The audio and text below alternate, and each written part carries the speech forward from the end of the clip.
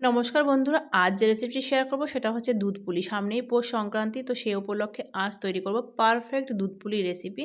আর এটা বাজারে শুকনো চাল গুঁড়ি দিয়েই করব। একদম পরের দিন পর্যন্ত কিন্তু সে একই রকমই নরম থাকবে, যদি প্রত্যেকটা টিপস ফলো করে করা হয় তবে। এর আগেও আমি শুকনো চাল গুঁড়ি দিয়ে দুধ চিতইয়ের পেঠিয়ার রেসিপি দিয়েছি, তো আমি ডেসক্রিপশন বক্সে লিঙ্কটা দিয়ে দেবো, তোমরা চাইলে দেখে নিতে পারো। তো এবার আমি দুধ পুলির যে পুরটা সেটা রেডি করব। তো এখানে আমি 1 কাপ নারকেল কুড়িয়ে রেখেছি, সেটা দিয়ে দিলাম ফ্রাই প্যানের মধ্যে। আর গ্যাসের ফ্লেমটা মিডিয়ামে রাখতে হবে। এবার দিয়ে দিলাম পাটালির যে গুড়টা সেটা কুড়িয়ে রেখেছিলাম, সেটা দিয়ে দিলাম 1 কাপের একটু বেশি দিয়ে দিলাম। আর দিয়ে দিলাম 50 গ্রামের মতো খোয়া ক্ষীর। এইভাবে কিছুক্ষণ আমি এটা 2 থেকে 3 মিনিট মতো নাড়াচাড়া করবো, মানে যতক্ষণ না গুড়টা আর খোয়াটা বেশ ভালোভাবে গলছে। বেশ কিছুক্ষণ নাড়াচাড়া করে নেওয়ার পরে দেখো অনেকটাই গলে গেছে, কিন্তু গুড়টা তো গলেই গেছে আর খোয়াটা একটু বাকি আছে, অতটাও গলেনি। তো এর জন্য আমি এবার দিয়ে দিলাম এখানে 1 কাপ মতো, 1 কাপ নয় মানে হাফ কাপ মতো দিয়ে দিলাম লিকুইড দুধ। এটার নর্মাল রুম টেম্পারেচারে রাখার দুধটা সেটাই দিয়ে দিলাম। দিয়ে কিছুক্ষণ নাড়াচাড়া করে নেওয়ার পরে এবার 2 চামচ মতো দিয়ে দেবো সুজি। এটা পুরোটাই অপশনাল, তোমরা না চাইলে কিন্তু এখানে নাও দিতে পারো। তো এইভাবেই 2-3 মিনিট নাড়াচাড়া করব। করতে করতে দেখো একদম পারফেক্ট কিন্তু আমার ক্ষীর তৈরি হয়ে গেছে। দেখতেই পাচ্ছ কি দারুণ সফট পুরটা রেডি হয়ে গেছে। এবার আমি এটাকে নামিয়ে ঠান্ডা করে নেব।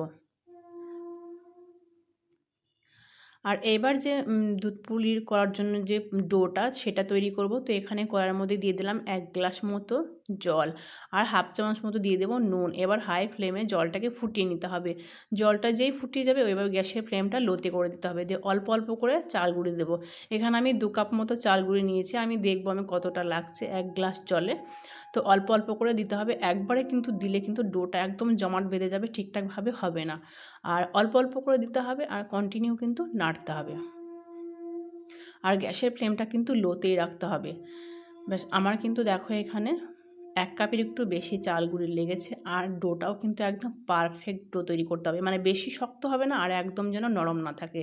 তো আমি দেখাচ্ছি হাত দিয়ে, দেখো একদম পারফেক্ট হয়েছে, শক্তও নয় নরমও নয়। হাত দিয়ে কিন্তু এটা হাতে লাগছে না হাত দিলে। তো এবার এটা নামিয়ে একটা থালাতে আমি এটা ঢেলে নিচ্ছি।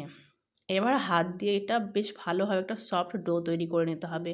আর এটা কিন্তু গরম অবস্থাতেই করতে হবে, যে ঠান্ডা হয়ে গেলে পরে এটা মাখবো তখন কিন্তু এটা শক্ত হয়ে যেতে পারে। তো এটা সঙ্গে সঙ্গে করাটাই বেটার হবে। তো চাইলে তোমরা এটা হাতে একটু তেল কিংবা ঘি লাগিয়েও করতে পারো। তো আমি এটা কিছুই কিন্তু লাগাইনি, এইভাবে এটা ডোটা তৈরি করলাম। আর দেখো এখানে আমি যে 2 কাপ চাল গুঁড়ি নিয়েছিলাম, তো আমার 1 কাপের একটু বেশি লেগেছে। এবার একটা ভেজা কাপড়টা দেখো মানে ধুয়ে বেশ জলটা নিয়ে এটা ঢেকে রাখলাম, কেন কি নইলে ওপর থেকে কিন্তু শক্ত হয়ে যেতে পারে, একদম সফট থাকবে।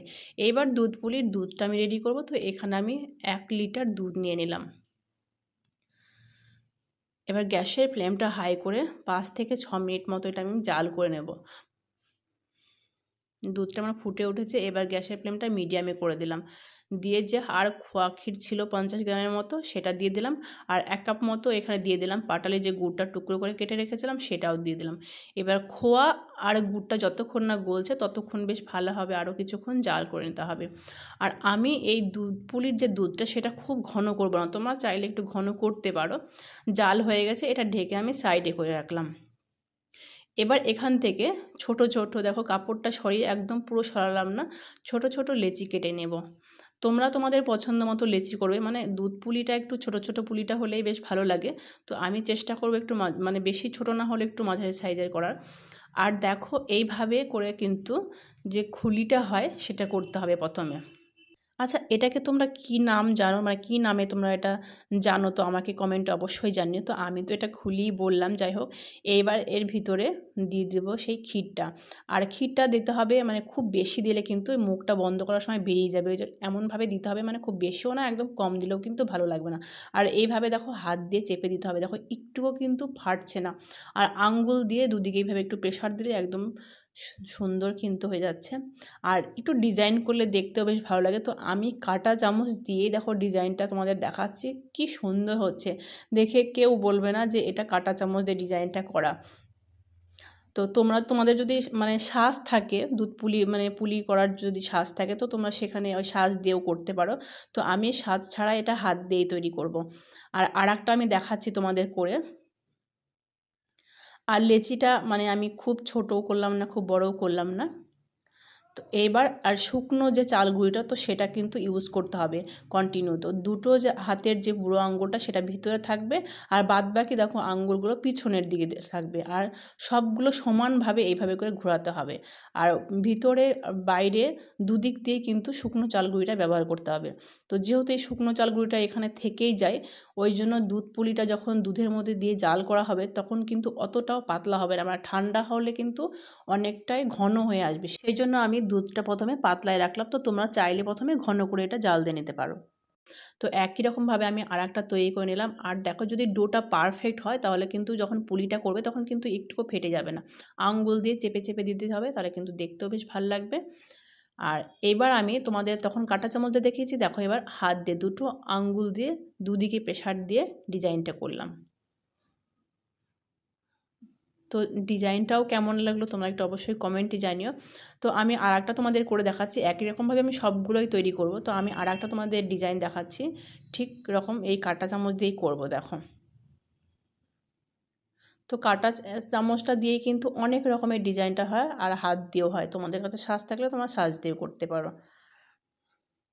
তো আমি 3টে পুলি করে নিলাম, আর পুলির সাইজগুলো দেখো খুব কিন্তু বড় হয়নি। তো একই রকমভাবে দেখো বাদবাকি সবগুলো পুলি আমি রেডি করে নিলাম। আর ডিজাইনও প্রত্যেকটার দেখো আমি আলাদাভাবে করার চেষ্টা করেছি। আর এই যে দুধটা আগে থেকে জাল দিয়ে রেখেছিলাম এটাও ঠান্ডাও হয়ে গেছে। এবার 1-2 মিনিট এটা ফুটিয়ে নিতে হবে। আমি গ্যাসের ফ্লেমটা অন করে দিয়েছি। আর উপরে যে সরটা পড়েছে এটা বেশ ভালোভাবে দুধের সাথে মিশিয়ে দিতে হবে, তাহলে খেতে কিন্তু বেশ ভালো লাগবে। এইবার দুধের মধ্যে পুলিগুলো দিয়ে দেবো। তো তোমরা যদি ভাপা পুলি খেতে চাও তাহলে এটা কড়াইয়ের মধ্যে মানে যে কোনো পাত্রে একটু জল দিয়ে এবার একটা ছিদ্র থালা বলো মানে যে কোনো কিছুর মধ্যে তোমরা এটা ভাপিয়ে নিতে পারো। যদি ছিদ্র ছিদ্র থালা থাকে তো তার উপরে এটা দিয়ে একটু ঢেকে দিলেই কিন্তু ভাপা পুলি রেডি হয়ে যাবে। আর যারা দুধ পুলি পছন্দ করো তো তারা দুধের মধ্যে দিয়েও এটা রেডি করতে পারো। তো আমি এটা 2 মিনিট জাল করে নিলাম। এবার গ্যাসের ফ্লেমটা বন্ধ করে এটা বেশ কিছুক্ষণ ধরে রেখে দেবো। আর পিঠেটা হচ্ছে ঠান্ডা খেতে কিন্তু বেশ ভালো লাগে। তো এটা যদি পরের দিনও তোমরা খাও ঠিক একই রকমভাবে একদম সফট আর নরম থাকবে কিন্তু। তো সেটা খেতে আরও বেশি ভালো লাগে।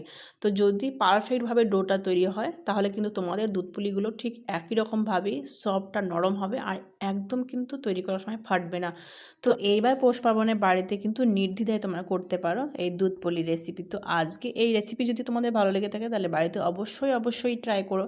আর কেমন লাগলো আমাকে কমেন্টের মাধ্যমে জানিও, আর তোমাদের প্রিয়জনদের কাছে বেশি বেশি করে শেয়ার করে দিও। আর যদি চ্যানেলটি সাবস্ক্রাইব করা না থাকে তো প্লিজ সাবস্ক্রাইব করে দাও। তো আজকের মতো এই পর্যন্তই, পরের দিন নেক্সট কোনো ভিডিওর সাথে দেখা হবে।